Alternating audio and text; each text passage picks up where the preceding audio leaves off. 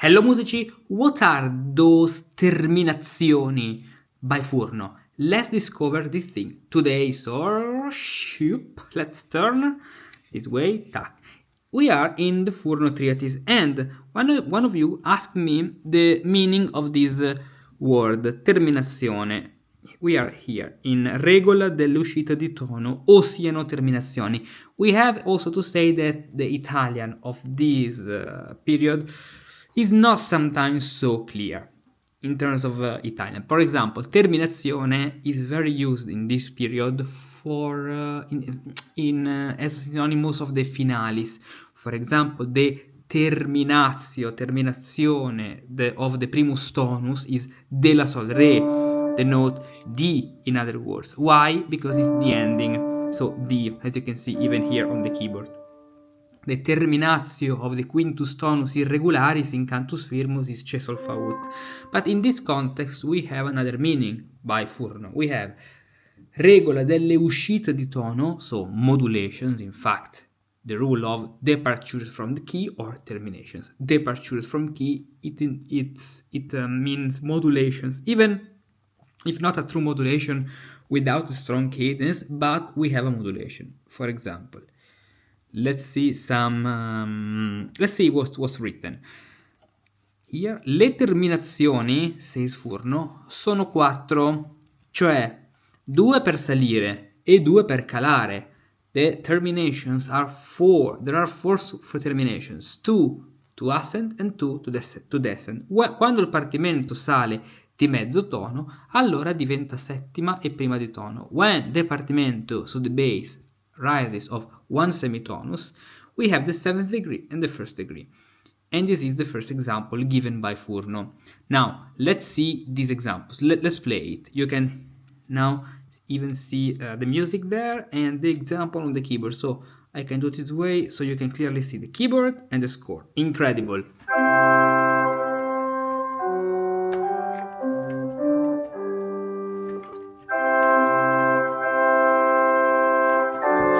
We put a 3-5 because we're making a modulation to the 5th degree with a cadence, a compound cadence, this way. And this is valid for G for the 5th degree, but for any other key. For example, instead of F sharp G, we can put G sharp A. In this case, we are going toward A minor. Fa, fa, mi, la, sol, la. Or you can do the same thing, for example, with B flat, with A, B flat. Fa, fa, sol, fa, fa, mi, fa. And you make the modulation to B flat major. Or we can even do the same with E and F. Fa, fa, fa, mi, re, re, mi. And we can even do the same even with, for example, D sharp.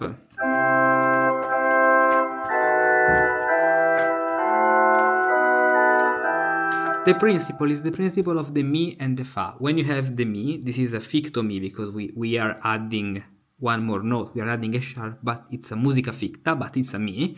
We put a 6th chord with even the addition of the diminished fifth in order to create a stronger ending. Now, this is the first example. Let's see the second one.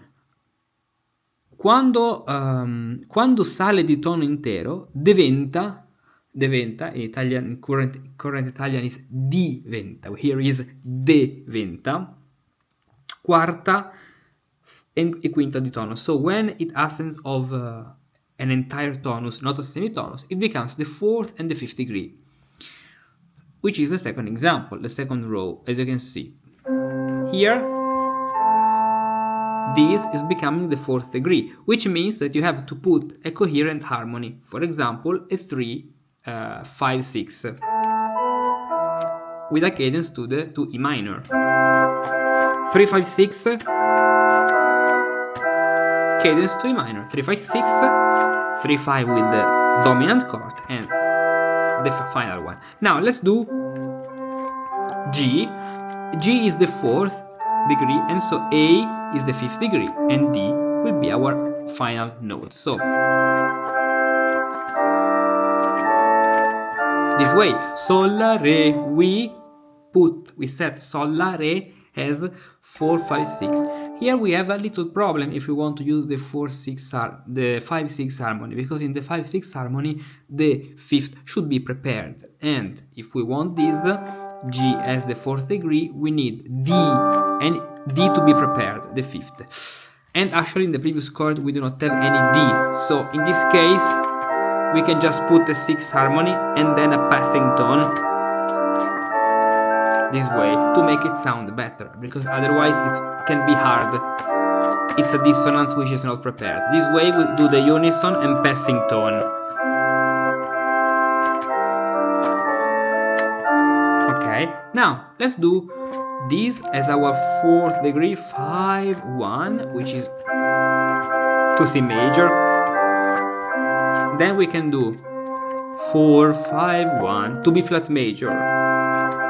Even here we do not have the fifth to be prepared, which is prepared. So we can put the 6th harmony with this chromaticism, of course, but that's normal. 6,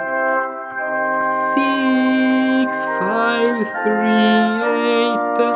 8, and this way we can make a modulation. So it's a way to make a modulation to any key. It's a very interesting and smart way to explain modulation. Now we have the other two rules. Number 3, where is it here? Ok, quando cala di mezzo tuono diventa sesta e quinta di tono. So when it descends of only one semitone, it becomes the 6th and the 5th of the scale.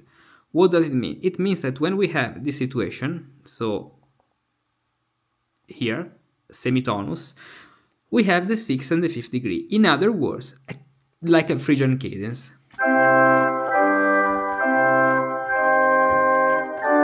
Of course, here we put the major harmony. 6,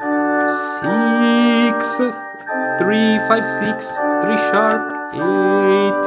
Why? Because we have the 6th degree to the 5th degree, so we need the 6th, which can even be an augmented 6th.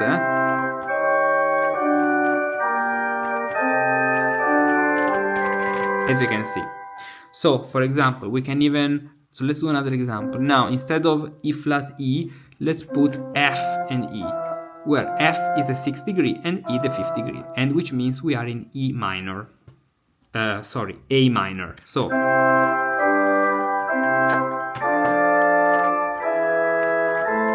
and then the cadence to A minor, or ending with a major chord.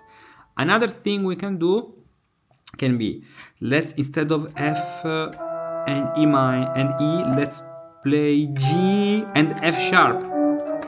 This way the cadence will be to B minor. Here we need a 6th harmony.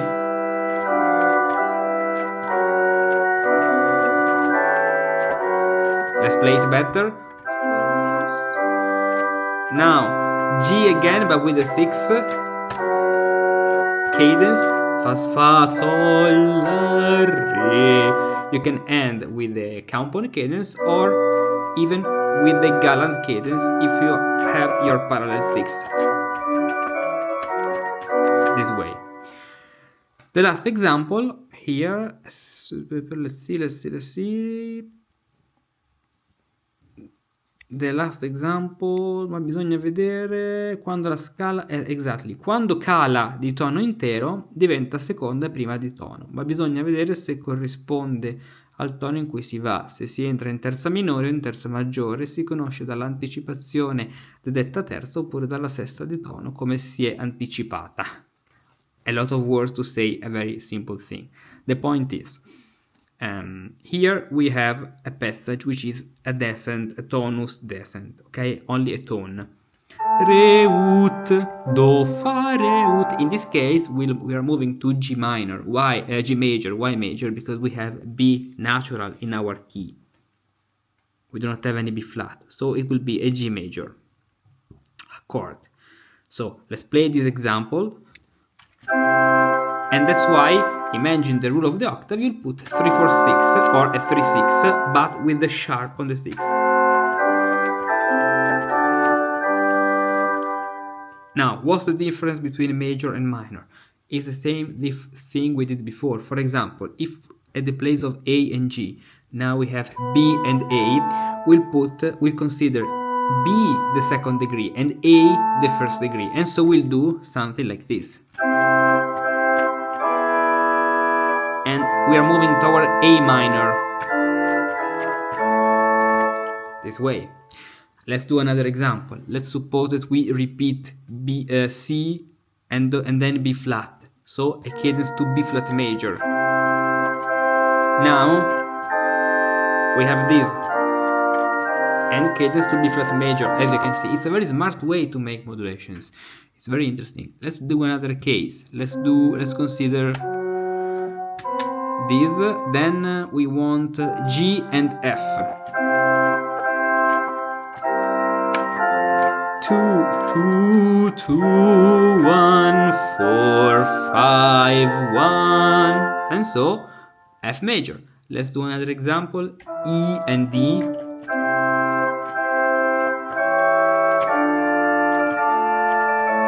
Cadence to D minor. Very interesting. And this is a way to make modulations applying actually the rule of the octave, because it's entirely based on the rule of the octave. And here we have a partimento where we have to apply the given rule. Let's do this partimento. So let's do a simple realization, just with the chords to understand each passage. First line. Fa, so mi,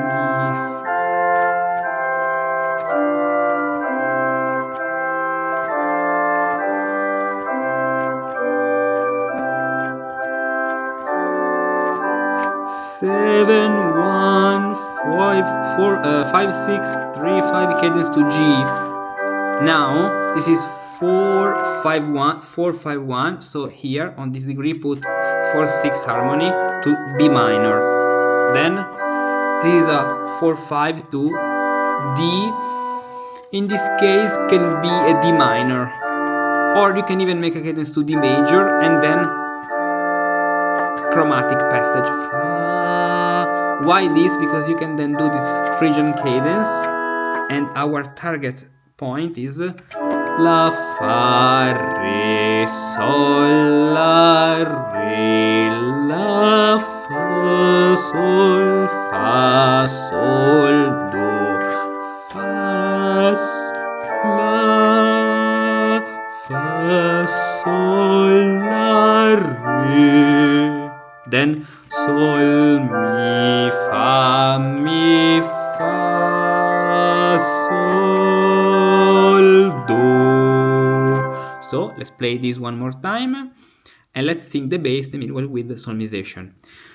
Ut, Fa, Mi, Re, Ut, Mi, Fa, Sol, Fa, Mi, Fa, Fa, Mi, Fa, Fa, Sol, Do, Fa, Re, Sol, La, Re, La, Fa, Sol, Do, Fa, La, Sol, Fa, Re, Sol, La, Re, Sol, Mi, Fa, Fa, Sol, Do, Fa, La, Fa, Sol, La, Re, Mi, Fa, Sol, Do. And this way we have realized this partimento even using solmization. Solmization is useful because, for example, here when we have the cadence to B minor, you say Sol, La, Re, which is the hexachord on B, B, Re, so A, Ut, Re, Mi, Fa, Sol, La, and so solmization gives you the right hexachord where to put the cadence. Even here, Fa, La, Fa, Sol, La, Re, the hexachord is the one on Che, Sol, Fa, Ut. Mi, Fa, Mi, Fa, hexachord on D ut, because we are moving to G major. Then here Mi, Fa, we have a Mi, Fa, so the hexachord is the one on G, Sol, Re, Ut, or Gamma Ut here in this position. So this is about this partimento, Furno number 4, And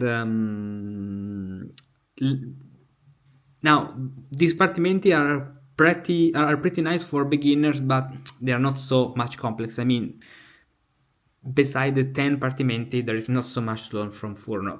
I have to be honest, I do not like so much Furno. I mean, it's useful, okay, for beginners, but after this there are other treatises which are more interesting. By the way, if you want to learn Baroque music, partimenti, to compose music in Baroque style, as you had lived in the Renaissance or in the Baroque period, this is what I do and I teach. Contact me for one-to-one training sessions where we can build together a path to learn harmony and to learn how to harmonize a bass, but even to improvise a saraband or other compositions directly at the keyboard in Baroque style. Look at all these books! They are beautiful, each one more than the other, and they contain a lot of information. But they have a big problem. Either you engage in a long, painful battles against the chapters to decipher, understand, and interpret what's written, or they are completely worthless. Think about when you bought your last book to learn how to compose music. How enthusiastic were you? And then, what actually happened? It stayed in your bookcase, gathering dust and rusting away. What you need, therefore, is not 1, 5, or 10 more books. What you need is an experienced guide who takes care to evaluate your current situation, is well aware of what your desired destination is, precisely because you tell him, so he can design the best path for your journey, points out the right exercises, shows you which mistakes to correct and how to correct them, and provides you with concrete tools to improve and get better step by step. In recent years, since I have been here on the web, I have had the pleasure of guiding by hand many people like you to learn how to compose music, to grasp the musical techniques, discover the secrets of musical composition, and then achieve concrete results. Because in the end, that's what matters, that everything you learn becomes a seed that grows your skills, and little by little you become able to compose music. And so you are happy, and happy are the people with whom you share this passion, music.